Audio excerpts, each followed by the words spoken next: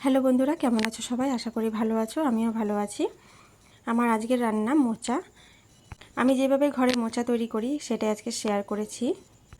আশা করি তোমাদের এই মোচার তরকারিটা ভালো লাগবে। দেখে নাও আমি কিভাবে মোচাটা তৈরি করেছি। প্রথমে আমি মোচা নিয়ে নিয়েছি একটা। মোচাগুলো আমি ভালো করে বেছে নেব।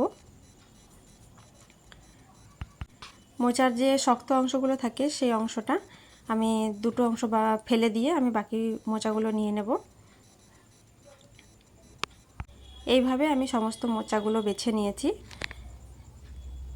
এবার আমি একটা গামলায় জল নিয়ে নিয়েছি। জলের মধ্যে আমি আগে থেকে হলুদ দিয়ে দিলাম 1 চামচ। হলুদটা আমি মিশিয়ে নিলাম জলের মধ্যে। আর মোচাগুলো আমি এবার কুচি কুচি করে কেটে জলের মধ্যে দিয়ে দেব। মোচা কাটার সাথে সাথে কালো হয়ে যাবে, এই জলের মধ্যে দিলে আর সেমন কালো হবে না। তার জন্য আমি সাথে সাথে মোচাগুলো কেটে আমি হলুদ জলের মধ্যে ডুবিয়ে দেব।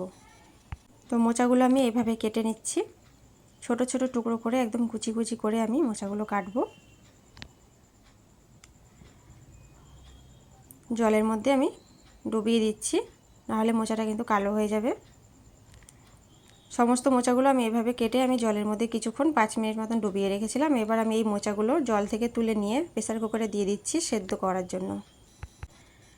আমি যে হলুদ জলে ভিজিয়ে রেখেছিলাম সেখান থেকে একটু জল আমি এর মধ্যে দিয়ে দেব। আর দিয়ে দিলাম 1/2 চামচ মতন নুন। মোচা সেদ্ধ হয়ে গেছে, দুটো সিটি দিয়ে নামিয়ে নিয়েছি। আর এখানে নিয়েছি মোচার মধ্যে দেব তার উপকরণ। এখানে নারকেল নিয়ে নিয়েছি, কোরানো নারকেল, কুচি নারকেল নিয়ে নিয়েছি 2 চামচ মতন। আর আদা বাটা 1 চামচ, জিরা বাটা 2 চামচ, আর গরম মশলা 1 চামচ।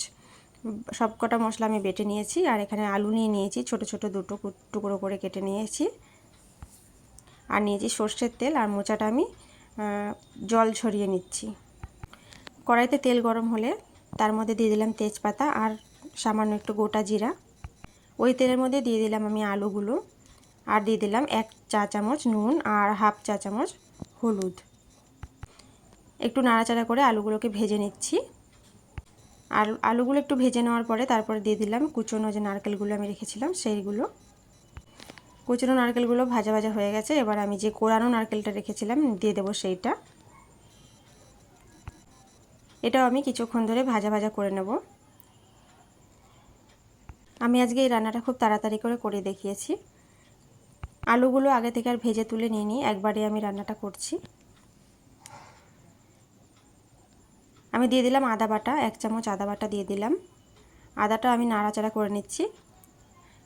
কিছুক্ষণ আমি নাড়াচাড়া করে নেব, আদার কাঁচা গন্ধটা চলে যাবে ততক্ষণ পর্যন্ত।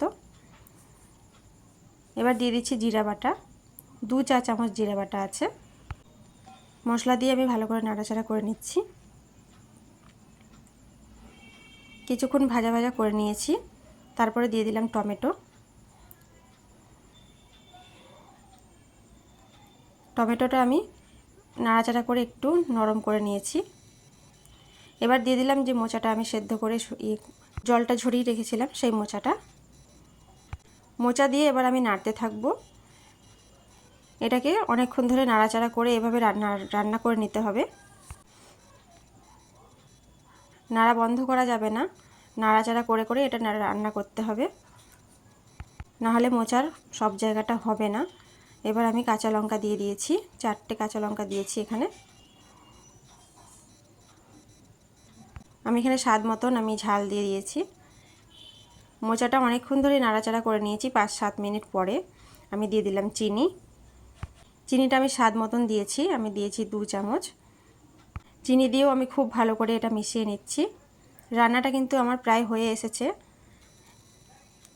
চিনি দেওয়ার পরে কিছুক্ষণ রান্না করে নিয়েছি। তারপরে আমি দিয়ে দিলাম ঘিটা। আমি এখানে 2 চামচ ঘি দিয়ে দিয়েছি। এরপর আমি দিয়ে দিলাম গরম মশলা।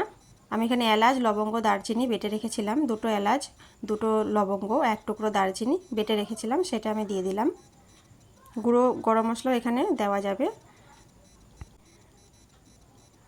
রান্নাটা আমার হয়ে গেছে। এবার আমি 2 মিনিটের জন্য এরকম ঢেকে রাখবো। ঢাকাটা খুলে নিয়েছি।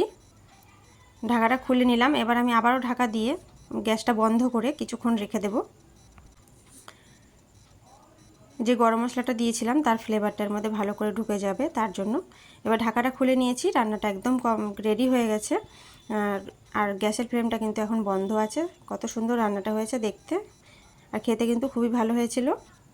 গরম ভাতে কিন্তু খেতে এটা খুবই ভালো লাগে। আমি এবার নামিয়ে নিয়েছি। নামিয়ে আমি উপর থেকে একটু নারকেল কোড়া দিয়ে দিচ্ছি, দেখতে ভালো লাগার জন্য একটু সাজিয়ে দিচ্ছি। কেমন লাগলো রান্নাটা অবশ্যই কমেন্ট করে জানিও। ভালো লাগলে একটা লাইক করে দিও, চ্যানেলটা সাবস্ক্রাইব করে আমার পাশে থেকো, আর বেল বাটনটা অন করে দিও। যখনই কোনো নতুন ভিডিও আমি দেব তখন তার নোটিফিকেশন তোমার ফোনে চলে যাবে। আজকের মতন ভিডিওটা এখানেই শেষ করছি। আবারও চলে আসবো অন্য কোনো ভিডিও নিয়ে, অন্য কোনো রান্না নিয়ে। সবাই ভালো থেকো। এতক্ষণ আমার সঙ্গে থাকার জন্য অনেক অনেক ধন্যবাদ।